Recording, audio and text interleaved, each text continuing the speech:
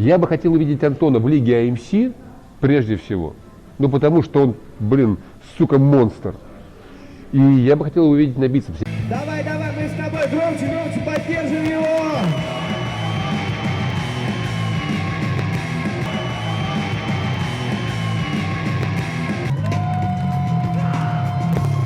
Денис говорил о том, что он хотел побить свой рекорд, но у него не получилось. Рекорд Дениса стоял не потому, что никто не хотел его побить, потому что никто не смог его побить, в том числе сам Денис. Денис не поднимал на таком грифе, на котором поднимал Жемаркин. И я допускаю, что если Денис этот гриф возьмет, у него получится поднять большие цифры. Но чтобы поднимать, как поднимает Дима, нужно этому уделить время. Я, например, не представляю, как можно в бицепсе бороться. То есть я беру штангу, у меня либо получается, либо не получается. У парней был сначала Сити Флетчер, как такая яркая звезда и точка отсчета. А потом был Денис Цыпленков, тоже яркая звезда и точка отсчета, и вы понимали, что много надо побить. А у девочек мы не понимаем, у девочек вот этого нету противостояния. То есть им не нужна соперница. То есть, чтобы об этом говорили много, мы должны понять, а много ли это. Спонсор выпуска – компания Силаруков, продукцией которой уже давно пользуются известные спортсмены.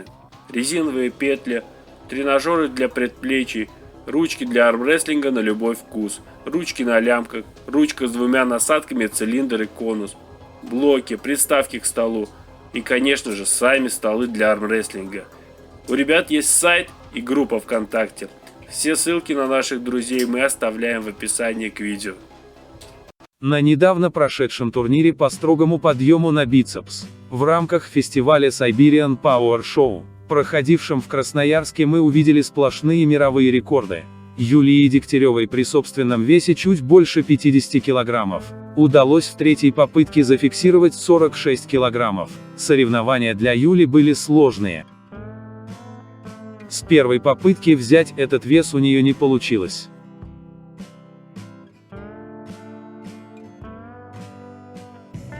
А Инна Подошевкина подняла на бицепс всего лишь на 3,5 килограмма меньше собственного веса. 61,5 килограммов. Сумасшедшие цифры для таких хрупких девушек. Новый мировой рекорд только что установила Инна. Это прекрасная новость.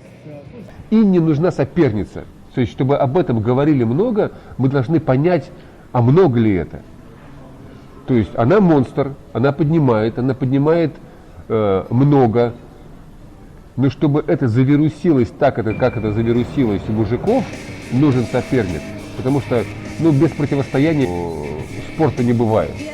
Единственное, что, кстати, чего не хватает девочкам. То есть у парней был сначала Сити Флетчер, как такая яркая звезда и точка отсчета. А потом был Денис Цыпленков, тоже яркая звезда и точка отсчета, и вы понимали, что много надо побить. А у девочек мы не понимаем, у девочек вот этого нету противостояния. У мужчин пристальное внимание зрителей приковывали два атлета. Это Низами Тагиев и Олег Эсакович. Но главным героем турнира стал Дмитрий Жемаркин, установивший рекорд в 120 килограммов.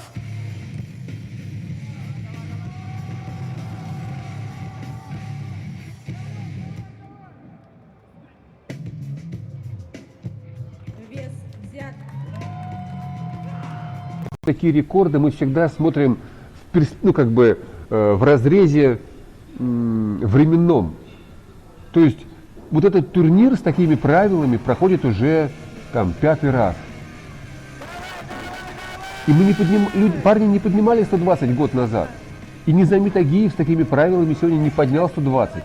Он поднял всего лишь 110. А Олег Сакович всего лишь 107. И Жемаркин поднял 120 не потому, что там паузы не было, а потому что только Жемаркин был готов на 120. И он поднял 120, потому что он монстр, потому что он подготовился, потому что он набрал вес. И опять же, Дима поднял на чемпионате в РПФ 114 на другом грифе. То есть это не случай. То есть то, что сегодня мы увидели эти килограммы, это подготовка и форма Дмитрия Жемаркина. Вот, только так. И была бы пауза другая, он бы все равно поднял бы, он бы все равно поднял 120 кило. То есть это не случайное стечение обстоятельств. Дима к этому шел, и Дима на тренировке поднимал эти веса. И здесь он их подтвердил. Это опять же отличие, например, там, Дмитрия Жемаркина в данной ситуации от Давида Шамея. Давид Шамей поднимал гантель 146 на тренировке, а на соревнованиях не поднял. А Дима поднял и на тренировке, и на соревнованиях. Дорогие друзья, заказывайте перекидные четки у наших партнеров. У ребят собственное производство, где вы можете выбрать готовые четки из каталога, либо собрать модель на свой вкус. В вашем распоряжении 7 цветов, 5 видов звеньев, 10 форм наконечников. И все это можно комбинировать между собой в любой последовательности. Создай свой уникальный дизайн и подчеркни свою индивидуальность. Четки снимают тремор с рук после тренировки, успокаивают перед соревнованиями, увеличивают чувствительность пальцев для мелкой моторики.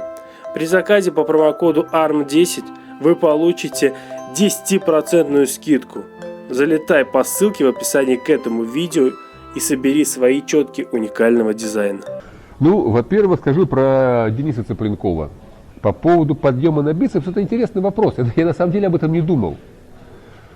Но я скажу так, что ведь внимательный слушатель железного рейтинга, кто смотрел наш проект «Самый сильный бицепс», он помнит интервью Дениса, и Денис говорил о том, что он хотел побить свой рекорд.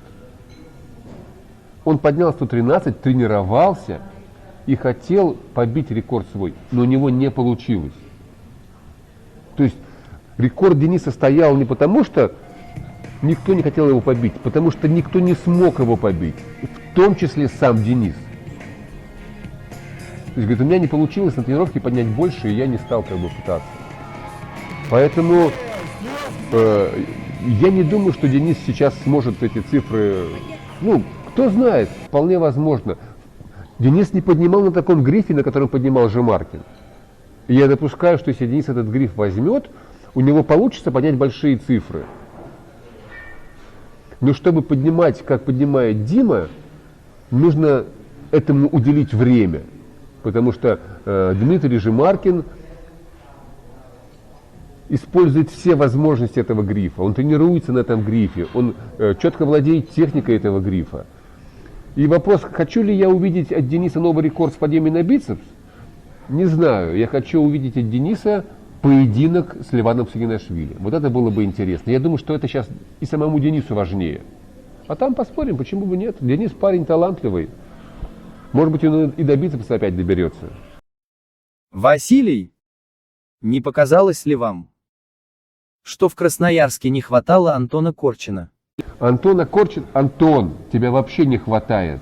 То есть я бы хотел увидеть Антона в лиге АМС прежде всего. Потому что он, сука, монстр. И я бы хотел увидеть на бицепсе. Я вообще считаю, что Антон слишком мало выступает. То есть он очень одаренный. Он показывает сумасшедшие килограммы.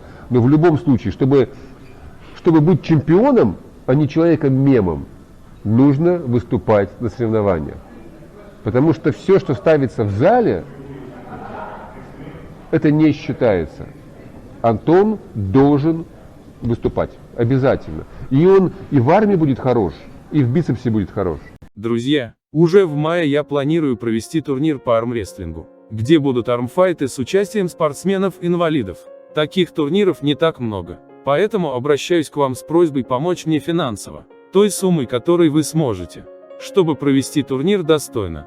Благодарю всех, кто уже откликнулся на мою просьбу поддержать проведение турнира. Мой канал и меня как автора можно по номеру телефона, который привязан к карте. 8 920 177 55 61. И помните, добрые дела всегда возвращаются. На этом все, друзья. Но надолго я с вами не прощаюсь. Уже совсем скоро новый выпуск. Подписывайтесь на канал, чтобы не пропустить. Пишите свое мнение в комментариях. Ставьте лайк, если понравился ролик. И обязательно поделитесь этим видео у себя на страничках в соцсетях.